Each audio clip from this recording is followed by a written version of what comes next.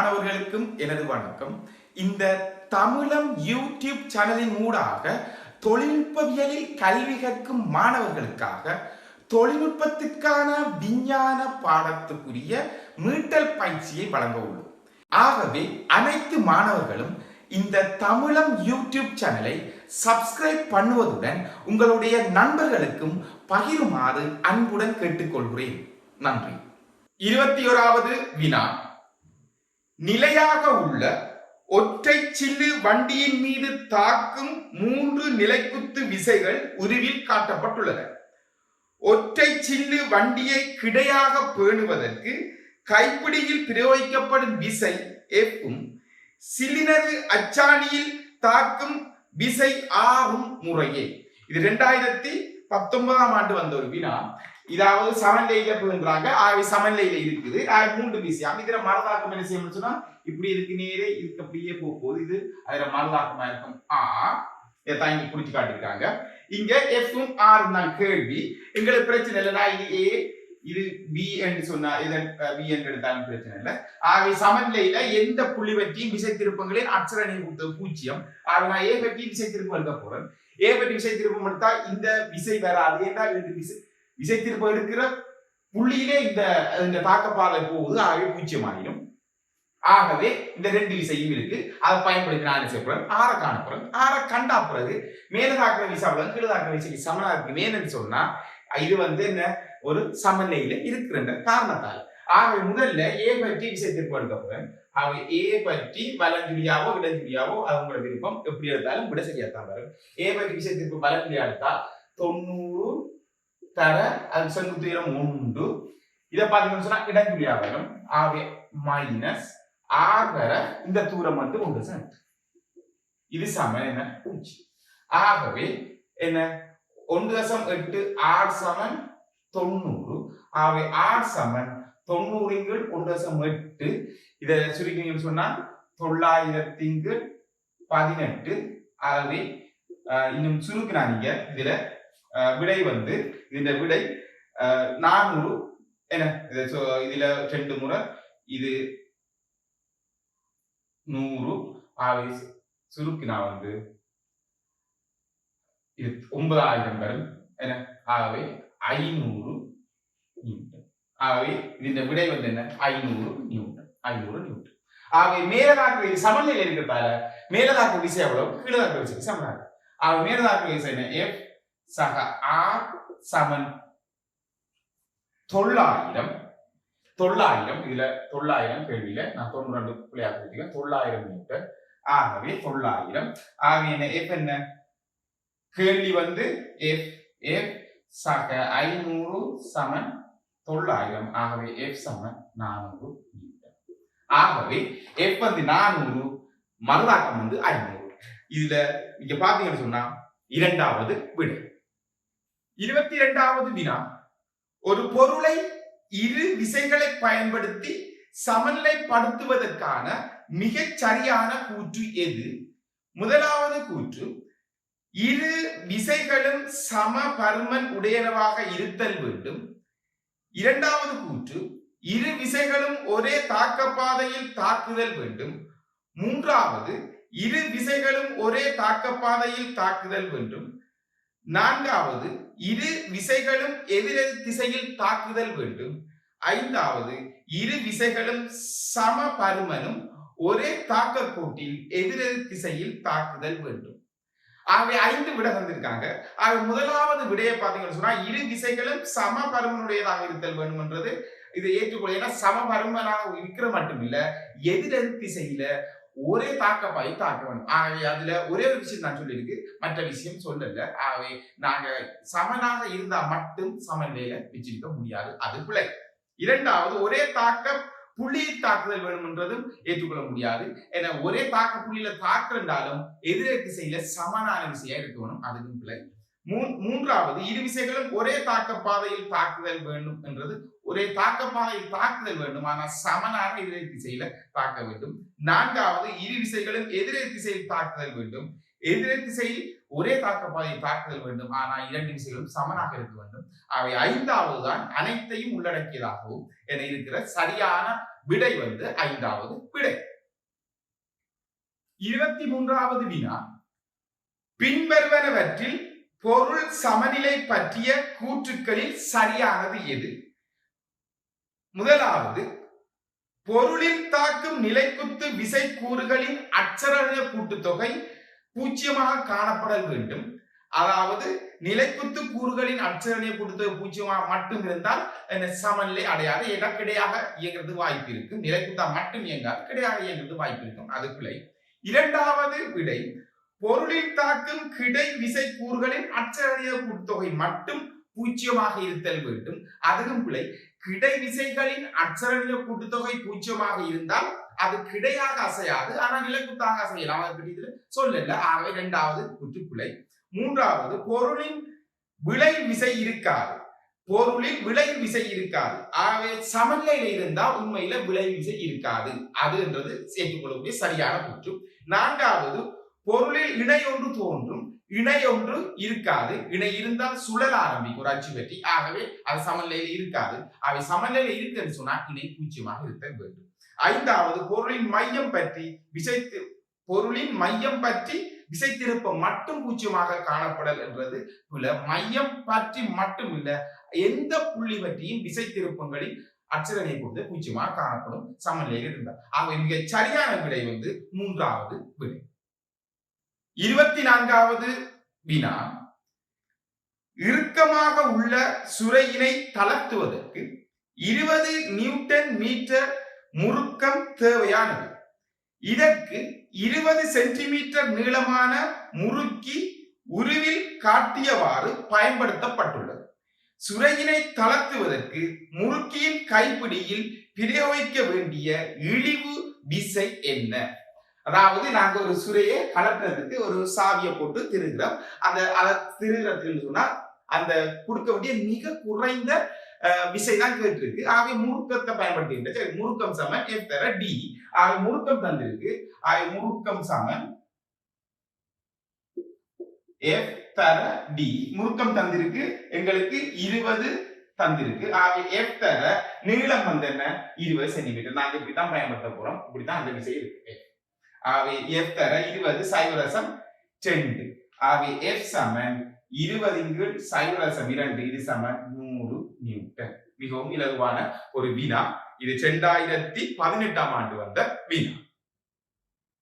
25வது வினா, பின்வரும் கூற்றுக்களில் பிழையானது எது? முதலாவது, இரு நிகர்த்த சமாந்தர விசைகளின் விளைவுள் அவ்விரு விசைகளுக்கு இடையில் காணப்படும். ஆகவே அது சரி. அதாவது 2 நிகர்த்த சமாந்தர விசைகள் இருக்கும் சொன்னா நிச்சயம் அதன் விளைவு 2 இடையில காணப்படும். முதலாவது கூற்று சரி. 2வது, இரு நிகரா சமாந்தர விசைகளின் விளைவுள் அவ்விரு விசைகளுக்கு இடையில் காணப்படாது. அதுவும் சரியான கூற்று. ஏன்னா நிகரா சமாந்தர விசையா இருக்கும் நிச்சயம் 2 விசைகளுக்கு இடையில் காணப்படாது. 2 விசைக்கு அப்பால் வெளியில இருக்கு. அதுவும் சரி. 3வது, ஒரு பொருளின் விளைவு விசை 0 காணப்பட்டால் அப்பொருள் சமநிலையில் காணப்படும். அது பிழை. என்றால் ஒரு விளைவு விசை 0 காணப்பட்டால் சமநிலையில் காணப்படும் என்று சொல்ல முடியாது. என்னன்னு சொன்னா விளைவு விசை 0 இருக்கக்குள்ள இணை தொழிற்படலாம். அதாவது இணை வந்து என்ன, நாங்க இரு நிகரா சமாந்தர விசைகள் சமனான நிகரா சமாந்தர விசை தொழிற்படக்குள்ள இணை உருவாகும். விளைவு விசை பாத்தீங்கன்னு சொன்னா 0 தான் இருக்கும். ஆனா நின்ற இடத்துல இருந்து செய்யலாம், சுழலலாம். ஆகவே அந்த கூற்று பிழை. அதாவது என்ன, ஒரு பொருளில் விளைவு விசை 0 காணப்பட்டால் சமநிலையில் இருக்கும் என்று சொல்ல முடியாது. ஆகவே 3வது கூற்று பிழை. 4வது, சமநிலையில் உள்ள பொருளுக்கு இணை இருக்காது. சமநிலையில் இருந்தா சுழலாது. ஆகவே இணை இருக்காது. அது சரி. 5வது, சமநிலையில் உள்ள பொருள் எல்லா புள்ளி பற்றியும் விசை திருப்பங்களின் அட்சரணிய கூட்டுத்தொகை 0 காணப்படும். அதுவும் சரி. ஆகவே இது கேள்வி வந்து பிழையான கூற்று தான் கேள்வி. ஆகவே 3வது விடை. 26வது வினா, 2 கிலோகிராம் திணிவுடைய ஒரு பொருளானது ஓய்வில் இருந்து புறப்பட்டு 20 மீட்டர் செகண்ட் -1 எனும் வேகத்தை அடைந்தது எனின் அப்பொருளில் ஏற்படும் உந்த மாற்றம் யார்? இது மிகவும் இலகுவான ஒரு கேள்வி. உந்த மாற்றம் கேள்வி. அதாவது உந்த மாற்றம் டெல்டா P என்ன போது m into டெல்டா B. ஆகவே இது சமன் திணிவு என்ன எங்களுக்கு தந்திருக்கு 2 கிலோகிராம். 2 இறுதி வேகம் ஆரம்ப வேகம், இறுதி வேகம் 20, ஆரம்ப வேகம் என்ன, ஓயில் இருந்து புறப்படுது 0. அவை விட 40 கிலோகிராம் மீட்டர் செகண்ட் -1. ஆகவே இந்த மாற்றம் 40 கிலோகிராம் மீட்டர் -1, அதாவது 4வது விடை. 27வது வினா. 30 கிலோகிராம் திணிவுடைய ஏணி ஒன்று ஒப்பமான சுவரில் படத்தில் காட்டியவாறு வைக்கப்பட்டு 70 கிலோகிராம் திணிவுடைய மனிதன் ஏணியின் நடுவே உள்ள போது சமநிலையில் காணப்பட்டது எனில் சுவரில் தாக்கும் மறுதாக்கம் யார்? அதாவது ஒரு செங்குத்து, இது தரை, இது ஒரு செங்குத்து சுவர். ஒரு ஏணியில மனிதன் இருக்கிறான். அவன் திணி 70 கிலோகிராம், ஏணியின் திணி 30 கிலோகிராம். ஆகவே 2 பேர், அதாவது மனிதன் நடுவில் இருக்கான். ஆகவே நடுவில் அவனுடைய நிறை தாக்கும், இங்க நடுவில் தாக்கும், அவனுடைய நிறை 70 தாக்கும். அதே நேரம் ஏணி சீரான ஏணி, அதுல நிறை நடுவில் தாக்கும். ஆகவே ரெண்டையும் சேர்த்தோம்னு சொன்னா 100 நியூட்டன். இதுல போட்டோம்னு சொன்னா 70 சக 30 தர ஜி, 100 கிலோகிராம் ரெண்டு சேர்த்து. ஆகவே நாங்க ஒப்பமான நிலைக்குத்து சுவர்ன்னு சொன்னா ஒப்பமான சுவர்கள மறுதாக்கம் என்ன செய்ய போது, அதுக்கு செங்குத்தாக பொழுது இருக்கும். ஆகவே இதுக்கு செங்குத்தா இருக்கும். இது ஆர், இது எங்கட நிறை தாக்குற புள்ளி. ஆகவே சமநிலையில இருக்கணும்னு சொன்னா என்ன செய்யணும், 3 விசையும் ஒரு புள்ளியில சந்திக்கும். ஆகவே எங்களுக்கு இதுல மறுதாக்கம் இப்படி போகணும்னா இப்படித்தான் இது மறுதாக்கம் இருக்கு. அதாவது தரையில இருந்து போற மறுதாக்கம் எங்களுக்கு இப்படித்தான் இருக்கு. தரையில இருந்து போற மறுதாக்கம் எங்களுக்கு என்ன, இந்த புள்ளி நூடாக செல்லணும். அப்பதான் அது எங்களுக்கு என்ன சமநிலையில இருக்கு. அது இது ஆர் டேஷ், ஆர் டேஷ், இது ஆர் டேஷ். ஆகவே ஒரு புள்ள சந்திக்குது. ஆக இந்த ஏணி சமநிலையில இருக்கு. கேள்வி என்ன சொன்னா, இந்த சுவரை தாக்கும் மறுதாக்கம் தான் கேள்வி. ஆக சுவரை தாக்கும் மறுதாக்கம் சொன்னா ஏ பி. இங்க பாத்தீங்கன்னு சொன்னா நாங்க எனக்கு இதுதான் தேவை, ஆர் டேஷ் தேவை இல்லை. அப்ப ஏதாச்சும் நீளம் பங்கு இருக்கு. ஆக ஏதாச்சும் ஒரு புள்ளி வெட்டி விசை திருப்பம் எடுத்து விட்டா மொத்தம் என்ன, விசை திருப்பங்களின் அட்சரணையை கொடுத்து 0 ஏன்னு சொன்னா சமநிலை. ஆனா விசை திருப்பம் எடுக்கக்குள்ள நாங்க எந்த புள்ளி எடுக்கணும் முதல்ல தீர்மானிக்கிறோம். நான் எந்த புள்ளி எடுக்க போறோம்னா பி எடுக்க போறேன். ஏன்னு சொன்னா பி எடுத்தேன்னு சொன்னா என்ன, எனக்கு இந்த ஆர் வராது. இந்த ஆர் தாக்க பாதை இல்ல, அந்த பி என்ற புள்ளி இருக்குது. ஆகவே அதுல மறுதாக்க, அதுல விசை திருப்பம் 0. ஆகவே நாம் பி என்ற புள்ளி வெட்டி விசை திருப்பம் எடுத்து விட்டா இந்த விசை வராது. ஆகவே எனக்கு இது தெரியும், இதுக்கும் 2 தான் தேவை. ஆகவே என்ன, அதுல இருந்து நான் செய்யலாம், இலகுவாக மறுதாக்கத்தை காணலாம். ஆகவே பி பற்றி பலஞ்சுழியாகவோ அல்லது இடஞ்சுழியாகவோ அது உங்களோட விருப்பம், நீங்க விரும்பினமா எடுத்துக்கொள்ளலாம். பி பற்றி பலஞ்சுழியா நான் எடுத்திருக்கேன். ஆகவே பி பற்றி பலஞ்சுழியா சொன்னா இந்த ஆர் சொன்னா இது பலஞ்சுழியா தான் சொல்ல போகுது. ஆர் வர 4 மீட்டர் 4. அடுத்த பாத்தீங்கன்னு சொன்னா நிறை இப்படி இப்படி கீழே விட்டாங்க. ஆகவே எது எதிர், அதாவது இடஞ்சுழியா தான் வரப்போகுது. ஆகவே -100 தர 10 சமன் என்ன 0. சாரி, 100 தர 10 அதுல என்ன நிலத்தால பெருக்கணும். ஆகவே இதுல இது சமனாகன்னு சொன்னா இது என்ன வரப்போகுது, இதுவும் சமனா இருக்கும். ஆகவே 1.5 தர 1.5 சமன் என்ன 0. ஏன்னா விசை தர அந்த விசைக்கு இடைப்பட்ட செங்குத்து தூரம் இது. ஆகவே இது மொத்தம் 3 சொன்னா இது சம சீரான கோலம் முடிவா, இது சமனா பிரிக்க கூட, இது 2 சமனா பிரிக்கும். 1.5. ஆகவே 4 ஆர் சமன் பெருக்கிங்கன்னு சொன்னா 1500. ஆகவே ஆர் சமன் 1500 4. இதை சுருக்கி எடுத்தீங்கன்னு சொன்னா விடை 375 நியூட்டன். இங்க சுருக்கணும்னு சொன்னா இதுல விடை 375 நியூட்டன். மிகவும் இலகுவான ஒரு வினா. அது 3 விசைகளின் சமநிலையை நாங்க பார்க்கக்குள்ள நாங்க ஒரு புள்ளியில சந்திக்க வச்சு நாங்க இந்த படத்தை வரைய தெரிஞ்சிருக்கணும். அவ்வளவு விசையை இதுல குடிக்க தெரிஞ்சிருக்க. படத்தில் ஓர் சர்வ சமனான கயிறுகளினால் கிடையாக தொங்கவிடப்பட்டுள்ள ஓர் சீரான கைமரத்தின் மீது நிற்கும் 60 கிலோகிராம் திணிவுள்ள மனிதன் ஒருவன் ஓர் சுவரில் தீண்டையை பூசுவதை காட்டுகிறது. கைமரத்தின் திணிவு 20 கிலோகிராம் ஆகும். 28வது கேள்வி. மனிதன் கைமரத்தின் நடுவில் இருக்கும் போது கயிற்றில் தாக்கும் இழிவிசை யார்? அதாவது இரண்டு சமனான கயிறுல ஒரு கைமரம் கட்டி வச்சிருக்கு. இந்த மனிதன் என்ன செய்யறான், நடமாடுறான். அதுல முதலாவது என்ன கேட்டிருக்காங்கன்னு சொன்னா, மனிதன் வந்து நடுவுல இருக்கக்குள்ள, இங்க மனிதன் இங்க இருக்கா, நடுவுல இருக்கக்குள்ள என்ன, நடுவுல இருக்கக்குள்ள இழுவிசை என்னன்னு கேள்வி. இது டி என்று சொன்னா இங்கேயும் டீயத்தான் இருக்கும். மனிதன் நிறை, அதாவது திணிவு 60 கிலோகிராம், கைமரத்தின் திணிவு 20 கிலோகிராம். ஆகவே ரெண்டும் மத்தியிலாம் காணப்படும் உயிர் மையம். இது 60 என்று சொன்னா 600 நியூட்டன் மனிதன், அதே நேரம் கைமரத்தின் 20 கிலோகிராம் சொன்னா 200 நியூட்டன். ஆகவே இது சமநிலையில இருக்குன்னு சொன்னா மேலதாக்க விசை அவ்வளவு, கீழதாக்க விசை சமனாக, அதாவது நிலைக்குத்து விசை கூறுகளின் அச்சர கணித கூட்டுத்தொகை 0 என்ற வகையில் நாங்க சொல்றோம். என்ன வரப்போகுது, 10t என்ன 800, ஆகவே t 400 நியூட்டன். ஆகவே என்ன மிகவும் இலகுவான ஒரு வினா. ஒரு இழையில் தாக்குற இழுவிசை 400 நியூட்டன். மூன்றாவது விடை. 29வது வினா. மனிதன் ஒருவன் பாதுகாப்பாக ஏற்கும் பிக்கும் இடையே செல்லத்தக்கதாக ஒவ்வொரு கயிறும் தாங்க வேண்டிய குறைந்தபட்ச இழுவிசை யார்? அப்ப பாத்தீங்கன்னு சொன்னா, இப்ப மனிதன் வந்து இந்த கைமரத்தின் வழியே ஃபுல்லா நடக்க போறான். ஆகவே பாதுகாப்பாக நடக்கத்தக்க குறைந்தபட்ச இழை என்று சொன்னால், இவர் மேக்சிமம் இந்த இடத்துல போக்குள்ளையும் அல்லது இந்த இடத்துல போக்குள்ளையும் கயிறு அறாமல் இருக்க வேண்டும். ஆகவே நாங்க இது ஏ என்று தந்திருக்காங்க, இது பி என்று தந்திருக்காங்க. ஒன்றில் ஏல இருக்கக்குள்ள இவர் இந்த கயிறு அறாமல் இருக்க வேணும், அதே வேளை பியில இருக்கக்குள்ளையும் கயிறு அறாமல் இருக்க வேணும். அப்ப பாதுகாப்பாக வேற அதுல நடமாடி செல்லுவார். ஆகவே நான் இப்ப எடுக்க போறேன், அவர் பியில இருக்கக்குள்ள கயிறு அறலன்னு சொன்னா, ஆகவே இங்க அவர் நிறை வந்து 60 கிலோகிராமா, ஆகவே 600 நியூட்டன் அவருடைய நிறை கீழ் நோக்கி தாக்கும். நீங்க விரும்பினா ஏயும் எடுக்கலாம், அது கூட விருப்பம். நான் பியில் எடுத்திருக்கேன். அதே கயிறு இங்க கைமரத்தின் நிறை வந்து 200 நியூட்டன் இது தந்திருக்காங்க.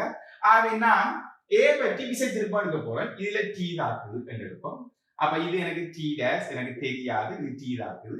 ஆகவே இவர் ஏல இருக்கக்குள்ளையும் கயிறு அறக்கூடாது, பியில இருக்கக்குள்ளையும் கயிறு அறக்கூடாது.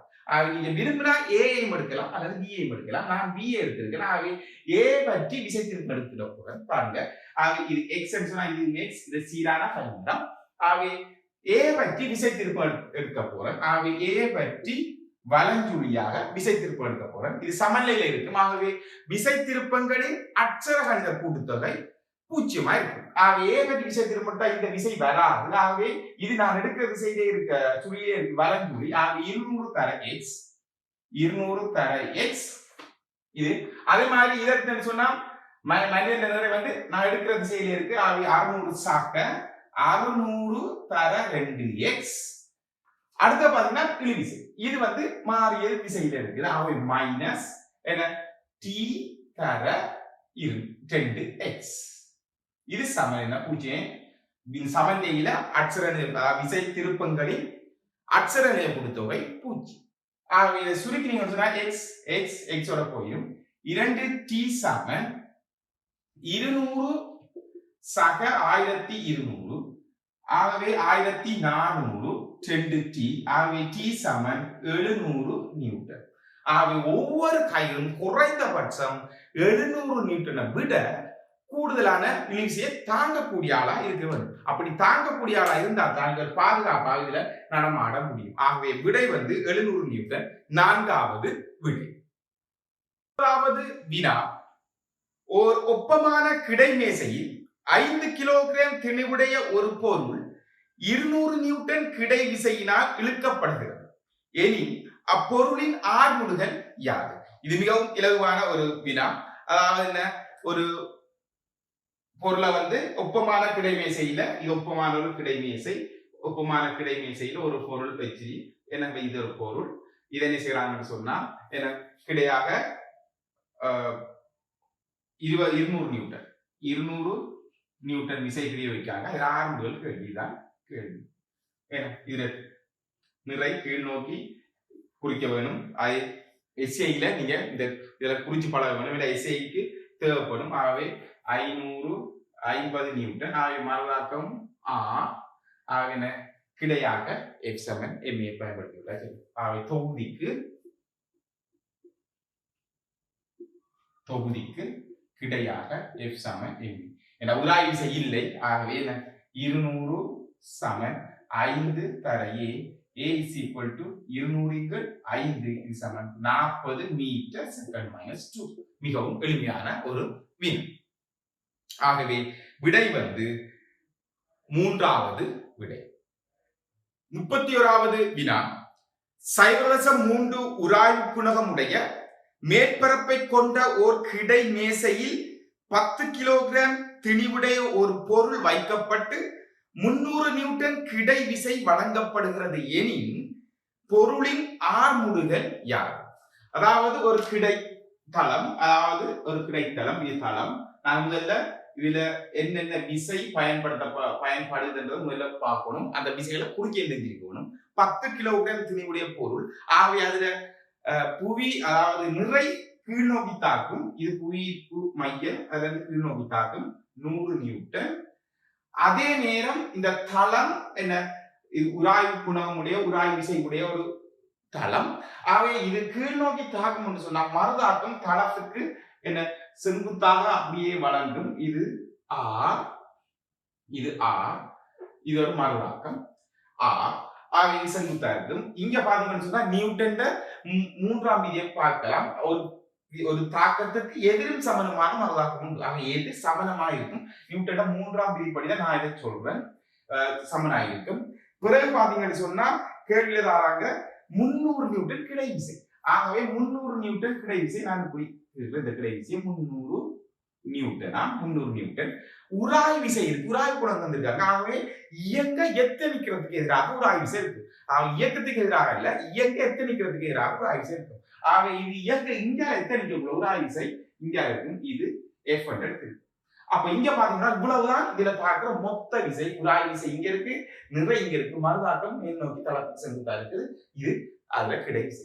ஆக இது இங்கால என்ன இயங்கும். இது ஆர்முடுகள். கேள்வி என்னன்னு சொன்னா இதுன்ற ஆர்முடுகள் தான் கேள்வி. ஆகவே முதல்ல நாங்க இந்த விசையை தெரியும், ஆனா எங்களுக்கு என்ன தெரியணும், உராய் விசை தெரியணும். உராய் விசையை காணப்படும் எஃப் சமன் மியூ ஆர், மியூ 0.3 உராய்வு குணகம் தர மறுதாக்கம் 100. ஆகவே 30 நியூட்டன். இப்ப தொகுதிக்கு கிடையாக எஃப் சமன் எம்ஏ பயன்படுத்த போறோம். அதாவது நியூட்டனின் 2வது விதி, ஒரு உந்தமாற்று வீதமானது வழங்கப்பட்ட விசைக்கு நேர் வீத சமன். ஆகவே அதிலிருந்து புறப்பட்டதுதான் எஃப் சமன் எம்ஏ. ஆகவே நான் இந்த தொகுதிக்கு என்ன இயங்குற விசைக்கு எஃப் சமன் எம்ஏ பயன்படுத்துறேன். ஆகவே கிடையா பாத்தீங்கன்னு சொன்னா 300 நான் எடுக்கிற இயங்குற விசை மைனஸ் 30 சமன் திணிவு என்ன 10 தர ஏ. ஆகவே 10 ஏ சமன் 270. ஆகவே ஏ சமன் 27 மீட்டர் செகண்ட் மைனஸ் 2. ஆகவே ஆர்முடுகள் 27 மீட்டர் செகண்ட் மைனஸ் 2. இதுல நீங்க பாத்தீங்கன்னு சொன்னா இதன் முதலாவது விடை. 32வது வினா, ஏ பி எனும் 2 100 கிலோகிராம் 200 கிலோகிராம் திணிவுடைய பொருள்களை ஓர் இலேசான நீளா கயிற்றினால் இணைக்கப்பட்டு 0.1 உராய்வு குணகம் உடைய ஓர் தெரு வழியே 300 நியூட்டன் எனும் விசையினால் இழுத்துச் செல்லப்படுகிறது எனின் இரு பொருள்களின் ஆர்முடுகள் யார்? அதாவது என்ன, 2 திணிவை இணைச்சி நாங்க கட்டி இழுக்கிற மாதிரி செய்யறாங்க. அதாவது ஏ பி என்ற 2 திணிவு, ஏ இது பி என்ற 2 திணிவு ஒரு இலேசான நீளாக பாரம் புறக்கணிக்கத்தக்க, அதாவது திணிவு புறக்கணிக்கத்தக்க ஒரு நீளா விளைவை பயன்படுத்தி இணைச்சிருக்கு. ஆகவே இது ஏ இது பி. ஏ 100 கிலோகிராம். ஆகவே இத என்ன, அதாவது நிறை கீழ்நோக்கி தாக்கும் 1000 நியூட்டன். ஆகவே இதுல நிறை கீழ்நோக்கி தாக்கும் 2000 நியூட்டன். அதே மாதிரி மறுதாக்கம் மேல் நோக்கி தாக்கும் என்ன, இது R1. ஆகவே மறுதாக்கம் இங்க மேல் நோக்கி தாக்கும், இது R2. R2. ஆகவே கிடை விசை பயன்படுத்துறாங்க. இப்படி ஒரு கிடை விசை இருக்கு. அது வந்து தந்திருக்கு எங்களுக்கு 3000 நியூட்டன் தந்திருக்கு. 3000 நியூட்டன் தந்திருக்கு.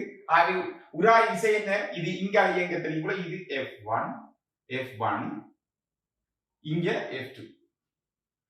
இவ்வளவு அதே நேரம் இழுவை இங்க இப்படி T இருக்கும். ஆகவே இதை எதிர்த்து இங்க T இருக்கும். அதாவது இங்க இருக்கக்குள்ள இழுவிசை நோக்கி இருக்கும். அதுக்கு எதிராக இங்க இருக்கும். இலேசான இளையன்றதால எல்லா அளவும் என்ன இதுல இழுவிசை சமனா இருக்கின்றதா T என்று போட்டிருக்கு. இதுல மொத்தமா தாக்குற விசை இவ்வளவுதான். இதுல தாக்கக்கூடிய மொத்த விசை இவ்வளவு. தாக்குற மொத்த விசை இவ்வளவு. ஆகவே இந்த தொகுதி இது ஆர்வம் கேள்வி. ஆகவே இது இயங்கும் என A என்ற ஆர்வம் இயங்குன்னு சொன்னா தொகுதியின் ஆர்வம் கேட்டு தொகுதிக்கு நான் கிடையாக F7 பயன்படுத்தினா சரி. அங்க பாத்தீங்கன்னு சொன்னா இங்க இந்த உராய்ச்சி ரெண்டையும் காணணும். உராய்ச்சி நாங்க நீங்க காணலாம். இந்த R1 தெரியும் 1000, R2 தெரியும் 2000. ஏன்னு சொன்னா நியூட்டன்ல 3ஆம் விதிக்காம தான் எழுதுறேன். ஒரு தாக்கத்துக்கு எதிர் சம்பந்தமான மறுதாக்கம் உண்டு. ஆகவே இப்ப நான் முதல்ல ஒரு உராய் விசையை காணும். அதுக்கப்புறம் மொத்தமா காணலாம். ஆகவே உராய் விசை F சமன் mu R. ஆகவே F1 சமன் உராய் குணகம் தந்திருக்காங்க 0.1. 0.1 தர R வந்து 1000. இது சமன் 100 நியூட்டன். அதே மாதிரி F2 சமன் 0.1 தர 2000. இது சமன் 200 நியூட்டன். இப்ப தொகுதிக்கு கிடையாக தொகுதிக்கு கிடையாக அதாவது இயங்குற திசையில F சமன் ma. அது கிடையாக இருக்கு 3000 இருக்கு minus F1 minus T plus T minus F2 சமன் என்ன 100 சக 200 தர A. மொத்தமா இருக்கு பாருங்க. இந்த T போயிடும். நான் உங்களுக்கு எழுதுறதுக்காக காட்டிருக்கேன். மொத்த அதாவது கிடையாது தொகுதிக்கு கிடையா மொத்தமா இருக்கிற விசை போட்டு பாருங்க. எல்லா விசையும் கொடுத்துருக்கேன். ஆகவே இது இதோட போயிடும். ஆகவே 3000 மைனஸ் F1 என்ன 100 மைனஸ் 200 சம 3000 300 என்ன A. ஆகவே 300 A சமன் கழிச்சு விட்டீங்கன்னு சொன்னா 2700. 3000 இருந்து 300 2700. ஆகவே போய்தான் சொன்னா A சமன் 27×3. இது சமன் 9 மீட்டர் செகண்ட் மைனஸ் 2. ஆகவே தொகுதியின் ஆர்முடுகள் 9 மீட்டர் செகண்ட் மைனஸ் 2 மூன்றாவது விடை. 33வது வினா 3 கிலோகிராம் 5 கிலோகிராம் திணிவுடைய இரு திணிவுகளை இலேசான நீளா இழையின் இரு முனைகளில் இணைக்கப்பட்டு கப்பியொன்றில் இடப்பட்ட போது இழையில் தாக்கும் இழுவிசை யார்? அப்ப நான் இதுல இந்த கப்பிய வரைஞ்சிருக்கேன், ஆல்ரெடி வரைஞ்சிருக்கேன். ஆகவே என்ன இவர் கீழ் நோக்கி போவார், இவர் மேல் நோக்கி போவார். ஆகவே இதன் நிறை கீழ் நோக்கி தாக்கும் 50 நியூட்டன், இதுல நிறை கீழ் நோக்கி தாக்கும் 30 நியூட்டன். அவை இது கீழ் நோக்கி இயங்கும். அவை இது கீழ் நோக்கி A என்ற ஆர்முகளோட இயங்கும் சொன்னா அதே வேளை இவரும் என்ன மேல் நோக்கி A என்ற ஆர்முகளோட இயங்குவார். இதுல இழுவிசை இது T, இதுவும் T தாக்கும். இலேசான நீளாவிலையினுடைய எல்லா இடத்திலையும் இழுவிசை சமனாக இருக்கும். ஆகவே இப்ப பாத்தீங்கன்னு சொன்னா இதுல நிறை குறிச்சாச்சு.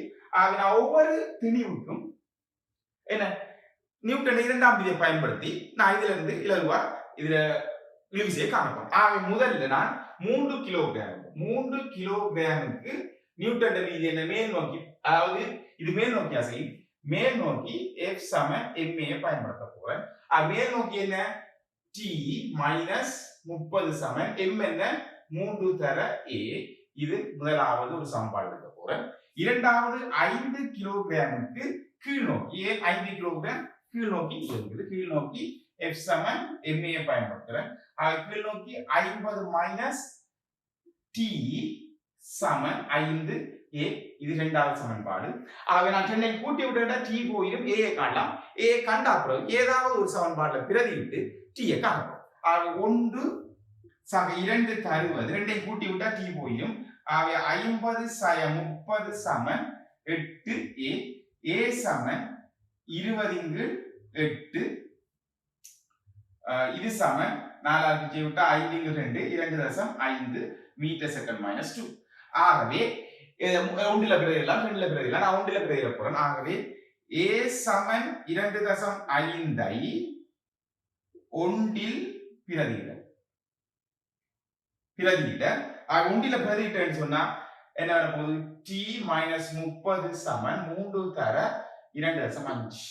ஆகவே t சமன் இது 3 தர 2.5 7.5 37.5 நியூட்டன். ஆகவே இடையில் தாக்கும் விசை வந்து 37.5 நியூட்டன் முதலாவது விடை.